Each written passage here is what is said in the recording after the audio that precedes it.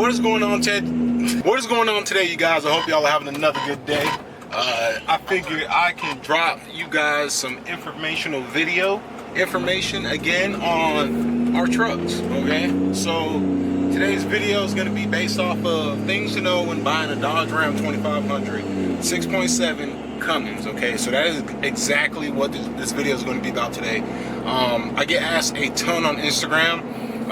People always are asking me, hey man, I'm looking at getting this 2008, 2007 and a half, 2010 6.7 Cummins. What should I know? You know, like they'll send me the link and be like, hey, is this a good deal? Or, you know, X, Y, and Z. So today, when we get to the spot, hopefully I'll be able to answer all your guys' questions. While we're driving there, go ahead and smash that thumbs up button and that subscribe button, so that way you know every time I upload in the future, you guys will be able to get a notification letting you know I put a new video out there. I'd really appreciate it, you guys. So while we're driving to where we're going to be filming at today, which most of you probably are going to know where it's at.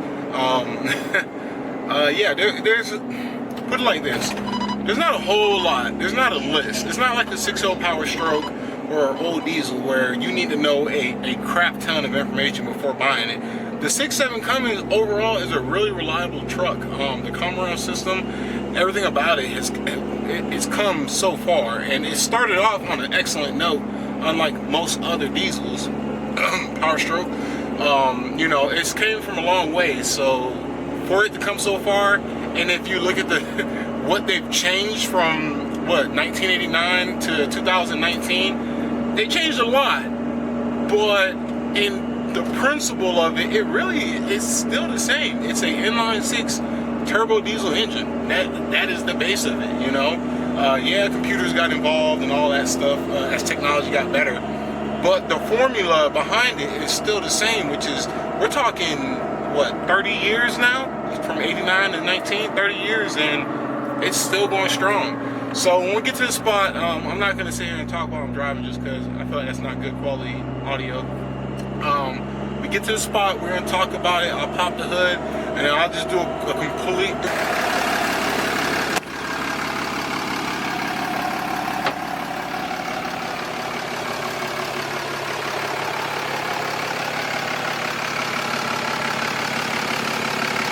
We about to get old girl looking different in a couple more months, baby. I can't wait to, whoo. Oh, I tell you guys, I enjoyed the black and white theme for a long time, don't get me wrong, but there's just something that's going to be different, man, when those wheels get in. I can't wait. Wow, I can feel the exhaust from here. And I'm probably going to be taking off the side exit, going back to the old school axle dump once we get things rolling. I just wanted to give y'all a little 360 of old girl, her running good and all that. So I figured we can go ahead and start the video now. I'm just in a random, no crap in a random parking lot right now, but it's nice and secluded. No one's here because it's Sunday, and yeah, let's kick it off, man. So what do you want to know when buying a 6.7 Cummins Dodge Ram 2500? This video is more towards the Dodge portion than the Cummins, because honestly, there really isn't a whole lot you can nitpick when it comes to looking at a good Cummins, but I will talk about that. I will talk about that in today's video. So first thing off the bat, when you're going to look at a truck like this, the older it is, the more play, and this is a very common issue with Dodges, mainly straight axle trucks, to be honest with you, steering, okay? If you're going to be getting a 2008 Dodge Ram 2500 with 190,000 miles on it, expect to put money into getting your steering on point. And what I mean by that is, it's not going to be, unless it's a completely beat the crap truck, it's not going to be swerving all over the road, but you are going to have steering wheel play. I have steering wheel play. I know I got big oversized 14 wides and all that 37s, but expect to put some money into your steering, okay? Maybe you need a new gearbox, so you might want to upgrade to a redhead steering box. Get your tie rods redone, get your ball joints redone, okay? Suspension, which I'm rolling right into. So suspension, you will be putting money into when it comes to your suspension, okay? Now, I get asked this a ton. People ask me all the time, hey Cam, how is the heavy duty steering doing? And it's doing good, okay? And I say good because it's not great. Okay, it has its flaws. I said I was gonna make a video talking about it, but I didn't want to make a video solely on talking crap or talking about the steering, because you know, it kind of makes it seem like I'm just beating it to shit, you know, and that's not what this video is about. Okay, but with the heavy duty steering that I have with Heim joints, somebody commented this a long time ago, because it doesn't have a track or a drag adjuster link up there for the drag bar, you will never get the steering wheel 100% straight. Okay, never. It will have a slight cant to it, especially if you have oversized tires. That's just the name of the game. Now, if you get one that has an adjuster link in it, yeah, you'll get the steering wheel straight, but how long will it stay straight? That's going to change. Okay, one thing about this setup I have, and actually I'm glad I turned the wheel like this because you can see it really good. Okay, these right there, what we have is a 5/8 bolt. I drilled a knuckle out 5/8 with a self-locking nut. Okay, so what happens is that over time it will develop some play in it. Usually it comes from the nut being loose or just driving over time, but it will get play in it. I also have play down in my pitman arm by the steering box output shaft. Now, for those of you that are super old followers, you know that I changed my steering box back last year, like April, March, before I put the lift kit on the truck. I put a brand new remanufactured steering box on it from Auto Geek. Piece of shit. When I get the money and the time, I will be ordering a redhead steering gearbox, which I've heard a lot of good things about. I know it's not going to solve it 100%, but it's better than what that piece of shit is on my truck right now. I'm going to figure out the final solution to getting tight steering on a Dodge Ram 2500, and when I figure it out, you guys are going to be the first ones to know. Believe me. Okay, so we already talked about suspension. Expect to put money into your suspension when trying to pick up one of these older trucks. Okay, it's not that just because it has bad play or might be a little bumpy, it doesn't mean the truck's bad. It just means that the truck it needs some love. You know, nothing lasts forever in life, and people get mistaken. You know, they go and drive a truck with 180, 90,000 miles, and they're like, man, this truck ride kind of rough and bumpy. You know, like what's up? What's wrong with this truck? It's not that something's wrong with it. It's time for it to get maintained. It needs maintenance. Okay, so don't let that steer you away. There's two ways to easily check if your wheel bearings are good and your ball joints are good. Just jack the tire up from top to bottom, shimmy the tire in and out. If the tire is shimmying in and out, you probably need new ball joints and a wheel bearing. If you grab it from the side to side laterally and you shimmy it side to side, you probably need to replace your tie rods. Okay, now the side to side can also mean other stuff, but tie rods, usually tie rods and your pitman arm link that's where the play is at. Okay, there's a lot more stuff you can do in terms of checking suspension, but that's just a starting point to kind of get you rolling. Okay, when it comes to other things to check, interior. Okay, these trucks, third gen specifically, their interior is not the best. Okay, I know it's an upgrade from second gens with the notorious dash cracking, but they found somewhere else to put their flaws in. Okay, so I'll give you an example. These little reflector lights, I don't know if you guys have this problem, but all four of my little reflector lights are off on the truck. I think mine, yeah, here we go. Right here, this is mine. Mine is supposed to be here. I've super glued it in, it popped out. I'm probably gonna put it back in there later. I just don't care. The interior on these trucks is plastic. It's cheap. It's cheap. That's the easiest way to say it. All of this is plastic. Okay, now I have no cracks in my dashboard. I don't have any rips besides my driver's seat. And another thing that's happening on mine is all of these panels are popping out. Okay, all these little tabs that were on them, they broke off. Okay, so do expect, and granted, my truck, 11 years old, 12 years old, 170,000 miles. I mean, that doesn't bother me that much. It really doesn't. Just because it just doesn't. I'm not that type of person where it doesn't. I care more about what happens in there than what happens right there. You know what I'm saying? One day when I get bored, I'll just super glue this back on or glue it in place, and then it'll stay like that. Only thing sucks is whenever I want to take the door panel off, you got to pop this off so you can be able to unplug it, unless you unplug it from the inside, but whatever. So interior, expect to have little things here and there with the interior that might irritate you.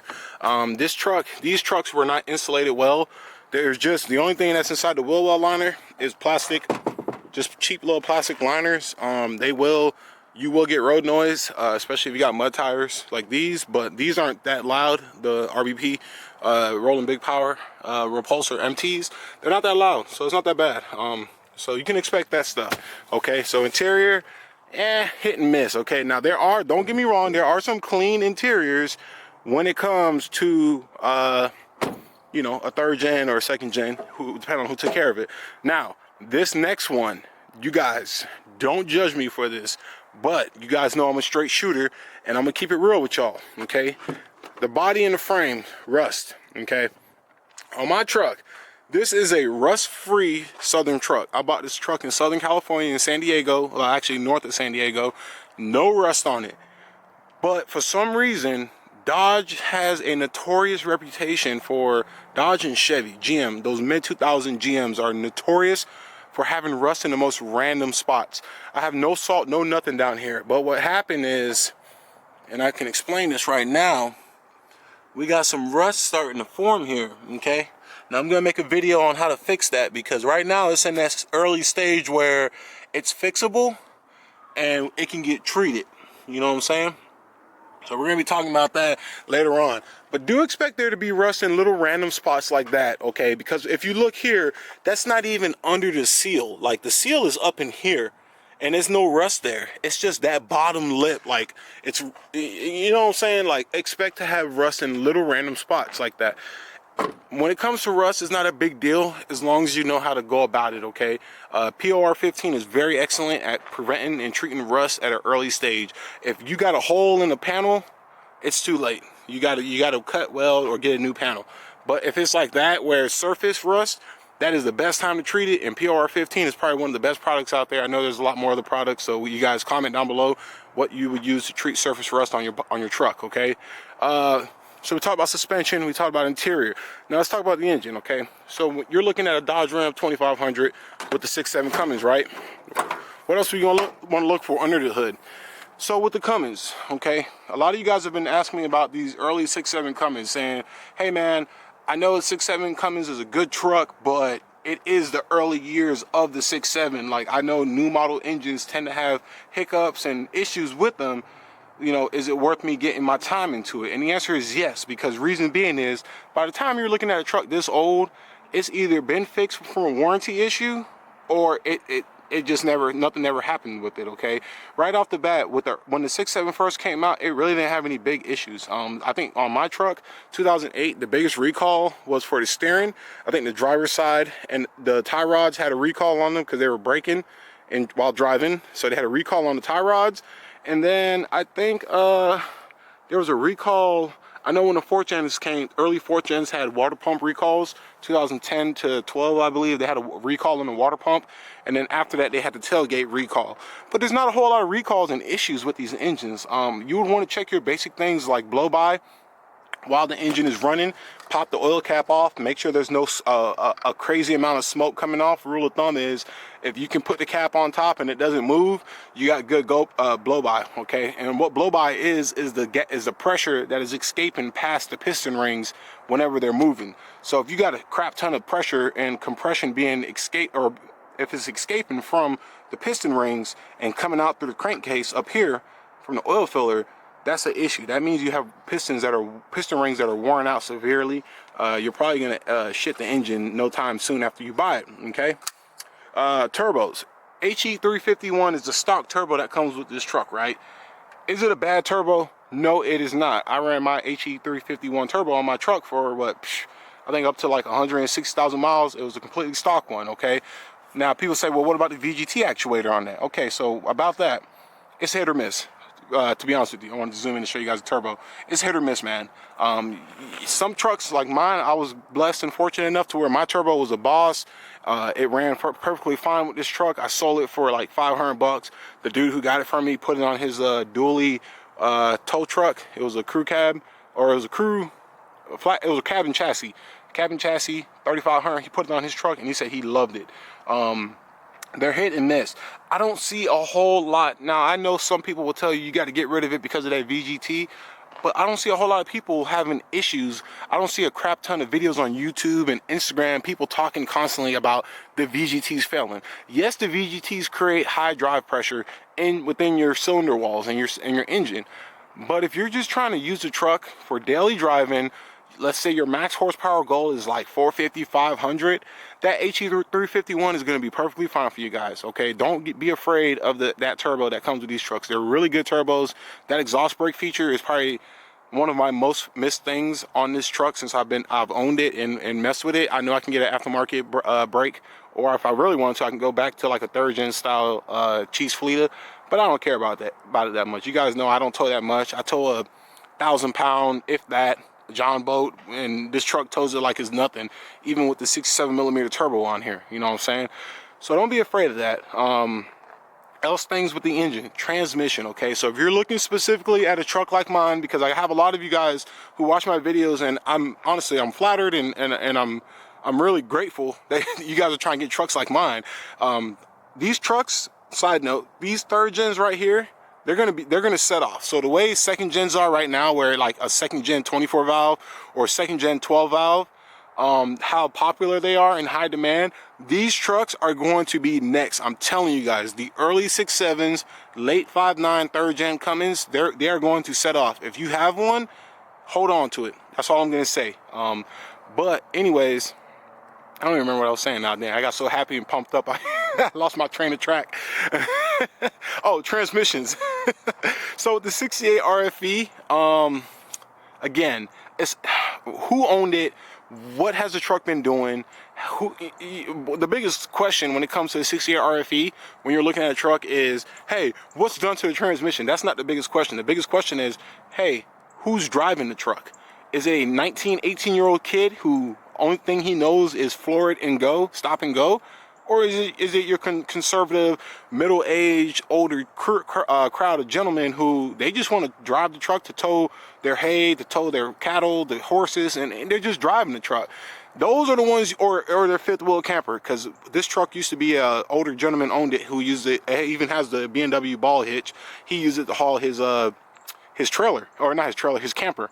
So that's the question you need to be asking, because I say this time and time again, but I have used this truck, had 120,000 miles on it when I bought it. Transmission never been touched. Only thing, filters and oil up, or fluid up until then. Never had any issues with this truck transmission wise. You guys, I got this truck. I did a cross country trip from San Diego, California to Jacksonville, North Carolina, and had no issues. I've hauled multiple times with this truck, no issues. I mean, that transmission with 37s, 14 wides, 370, was it 373 or 378? I don't remember. Someone comment down below and tell me. With that gearing, this truck has had no issues, besides when I did the ATS 68 separator plate, and I put the truck in the limp mode getting onto the highway, but that was my fault, not the truck's fault. You get what I'm saying? So the transmission, you know, you can ask the general questions such as, when's the last time the fluid got changed? You know, other than that, there's really nothing much you can ask other than, hey, has the transmission been rebuilt? To be honest with you, if it has 200,000 miles and the transmission's never been rebuilt, within the first year to 2, maybe 3 years, you need to expect to put money into that transmission, okay? What I mean by that is you expect to get it rebuilt. I'm just being honest with you. It's better to play it on the safe side than the sorry side. You don't know exactly what that transmission has been through. You never know, and that's why I'm a firm believer in buying private, not dealership. I have never bought any of my personal vehicles from the dealership yet. I'm 27 years old. All of my vehicles have been from a private seller just because I like that face-to-face. I like being able to see who owned it and see their demeanor and all that type of stuff. You get what I'm saying? So it's one of those things, you know. But other than that, you guys, there's really not a whole lot of things you need to worry about when it comes to these trucks. I have tons of video on top mods to do, you know, little mods here and there, like the catch can, stuff like that. Those help this truck. The truck will run perfectly fine without that, okay? The 6.7 Cummins is an extremely reliable engine. I believe from the 5.9 to the 6.7, they carried over 40 or 60% of what was on the previous design into the new 6.7, okay? And it's proven. It's proven. And I don't care what anybody says, a inline 6 diesel will have more torque and be more efficient than a V8 diesel. No question asked. There's no argument. That is scientifically proven. If you have 6 items in row in harmony, they will perform and be way more efficient versus having items that are connecting within a V shape going side to side. That's just physics and geometry and all that type of math and stuff involved, and there's no fight about that.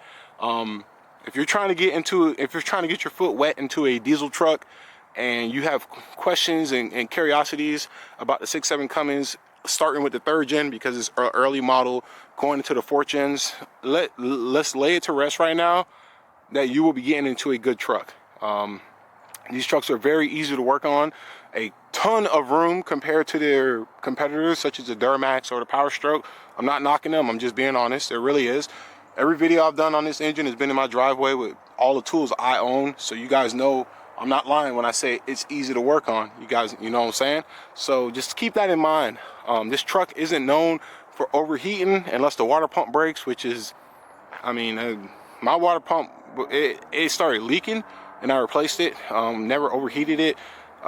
This truck will clear as day tell you something is wrong before it goes wrong, unless you're just beating the dog shit out of it, then that's your fault, so I don't feel bad for you. But in terms of reliability, man, I mean, you can't beat it. You just straight up cannot beat it. And I hope this video helps you guys feel safer, more confident in terms of buying or investing in a vehicle like this. Obviously it won't, unless you buy it looking like this, it ain't gonna look like this unless you put some money into it. But even when it's stock, okay, best thing you can do, if you can find one, get you a stock one, no tuner, nothing on it. Do it yourself. Reason being is because you will get it done and dialed in the way you want it, and not have to worry about what somebody else decided to do to it, and now you're on the backside of it trying to figure everything out. Because I've had a lot of people hit me up saying, hey man, I just got this Cummins, it has a tuner on it, but they don't know what tune it is. I don't know if it's Minimax, EFI Live, I don't know what it is. Any help? And I tell them, I said, dude, the best thing you can do, honestly, is just buy a new tuner and retune it. Because on 3rd gens, the VINs aren't locked, so you can plug a tuner in, overwrite whatever was on there before, and now you're set to go. You know what I'm saying? So hopefully that stuff helped you guys out. So you guys, oh, almost let me get my little screen up. There we go. All right, so you guys, I hope this helped you guys out a ton. I get asked a ton of questions about this truck. I really appreciate it. I feel, I don't even know, blessed, honored, privileged. I feel good. I feel great knowing that you guys come to me asking me questions about the 6.7 Cummins, or asking me questions about buying a diesel, a Dodge Ram 2500. I mean, I really appreciate it, and if it wasn't for you guys, I wouldn't be making these videos. So you guys, comment down below, let me know what you think. I would really love to hear you guys' opinions and experiences on buying a 6.7 Cummins Dodge Ram 2500. I know they changed the name to Ram 2500 after 2010 or 11. So comment down below, let me know what you guys think. Old girl will be here, she's going nowhere. If you stuck it out to this end, or this far to the end, couple things, we got some rock lights. I know rock lights, all that, whatever. I got 10 white LED rock lights I got to put on the truck. They got to be on the truck before I put the wheels on. So I would love to know what you guys would think about that. Part of me is kind of just wanting to put them on and show it to you guys after, and part of me wants to make a video about it. If you want me to make a video about it, comment down below, and I get enough comments, I'll make the video about it. Also, if you're watching this part, please comment down below. A lot of you guys in the past have recommended to me a relay panel in the truck for all my accessories. If you have one you recommend highly, please put a link down below. I would love to look at them and check them out, because I'm thinking about, it's time to install a relay panel where all my accessory switches are on, so that way I'm not drilling holes constantly into my truck to put new switches in there. So I would really appreciate that. So until next time, you guys, take it easy, be safe, peace out, and have a good work week.